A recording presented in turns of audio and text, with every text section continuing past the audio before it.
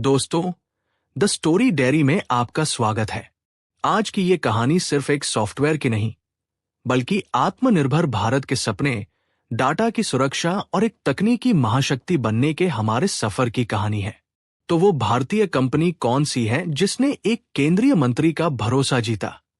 इसका नाम है जोहो। जोहो कोई नया खिलाड़ी नहीं है।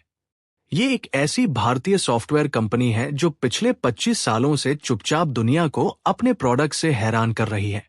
चेन्नई में जन्मी इस कंपनी की स्थापना साल 1996 में श्रीधर वेम्बू और टोनी थॉमस ने एक छोटी सी कंपनी एडवेंटनेट के रूप में की थी।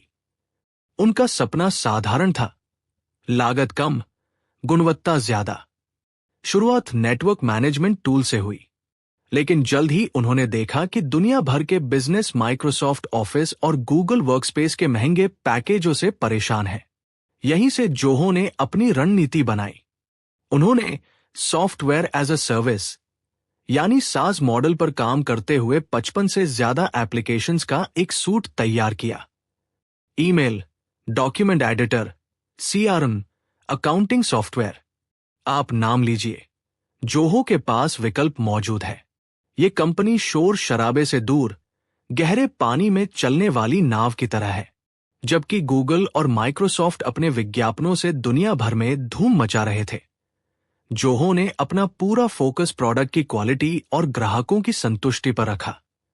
और आज यही वजह है कि दुनिया भर के 8 करोड़ से ज्यादा यूजर्स जोहो पर भरोसा करते हैं। अब सवाल यह उठता है कि एक मंत्री के जोहो अपनाने का मतलब क्या है? क्या यह सिर्फ एक प्रतीकात्मक कदम है? जवाब है बिल्कुल नहीं।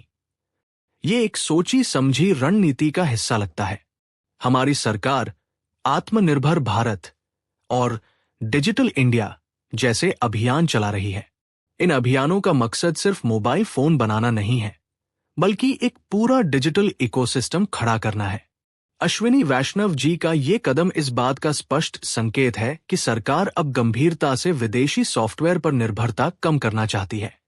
ये एक पायलट प्रोजेक्ट की तरह है। अगर एक केंद्रीय मंत्री का कामकाज जोहो जैसे स्वदेशी प्लेटफॉर्म पर सुचारू रूप से चल सकता है, तो फिर पूरी सरकारी मशीनरी को इसे अपनाने का रास्ता साफ हो जाएगा। यह फैसला 2 बड़े संदेश देता है। पहला, भरोसा, सरकार भारतीय टैलेंट और उत्पादों पर भरोसा करती है। और दूसरा, दिशा, भविष्य में सरकारी टेंडर्स और प्रोजेक्ट्स में स्वदेशी सॉफ्टवेयर को प्राथमिकता मिल सकती है। लेकिन सवाल यह है कि क्या जोहो वाकई गूगल और माइक्रोसॉफ्ट जैसे दैत्यों का मुकाबला कर सकता है? आइए इसकी तुलना करते हैं। पहला मुद्दा है लागत। गूगल वर्कस्पेस और माइक्रोसॉफ्ट 365 की सदस्यता महंगी है, खासकर छोटे व्यवसायों और स्टार्टअप्स के लिए। जोहो का बिजनेस मॉडल ही लो कॉस्ट हाई क्वालिटी पर बना है। यह भारतीय बाजार की जरूरतों को समझता है। दूसरा सबसे बड़ा मुद्दा है डाटा सुरक्षा। गूगल और माइक्रोसॉफ्ट के डाटा सेंटर अमेरिका या दूसरे देशों में हैं, और वे अमेरिकी कानूनों के अधीन हैं। इसका मतलब है अमेरिकी सरकार चाहे तो हमारे संवेदनशील डाटा तक पहुंच सकती है। जोहो का डाटा भारत में स्थित सर्वरों पर स्टोर होगा, जो भारतीय कानूनों के तहत सुरक्षित रहेगा, यानी डाटा संप्रभुता। हालांकि एक चुनौती इकोसिस्टम की भी है। गूगल और माइक्रोसॉफ्ट सिर्फ सॉफ्टवेयर नहीं है, बल्कि पूरा इकोसिस्टम है। जीमेल, ड्राइव, ऑफिस सूट सब एक दूसरे से जुड़े हुए हैं। जोहो को अभी इस लेवल के इंटीग्रेशन के लिए और काम करना है। मतलब साफ है, जोहो की ताकत उसकी सस्ती और सुरक्षित सेवाएं हैं। लेकिन चुनौती दशकों से चले आ रहे विश्वास और आदत को तोड़ना है। अब सबसे महत्वपूर्ण सवाल, अगर यह सफल हुआ तो भारत का भविष्य कैसा दिखेगा? पहला असर आर्थिक क्रांति का होगा। हर साल गूगल और माइक्रोसॉफ्ट को दिए जाने वाले करोड़ों डॉलर भारत में ही रुकेंगे। इस पैसे से नई नौकरियां पैदा होंगी। दूसरा असर होगा राष्ट्रीय सुरक्षा पर। हमारा संवेदनशील डाटा पूरी तरह सुरक्षित रहेगा। कल को अंतर्राष्ट्रीय तनाव की स्थिति में कोई हमारे डिजिटल ढांचे को बंद नहीं कर सकता। तीसरा बड़ा बदलाव होगा ग्लोबल लीडरशिप का। जिस तरह यूपीआई ने दुनिया में भारत की पहचान बनाई, उसी तरह जोहो जैसे प्लेटफॉर्म भारत को टेक्नोलॉजी एक्सपोर्टर बना सकते हैं। और चौथा, और शायद सबसे महत्वपूर्ण, मानसिकता में बदलाव। आने वाली पीढ़ी स्कूलों में ही स्वदेशी सॉफ्टवेयर सीखेगी। उनमें यह विश्वास पैदा होगा कि मेड इन इंडिया दुनिया का सबसे बेहतरीन प्रोडक्ट हो सकता है। दोस्तों, ये कहानी सिर्फ जोहो या अश्विनी वैष्णव जी की नहीं है।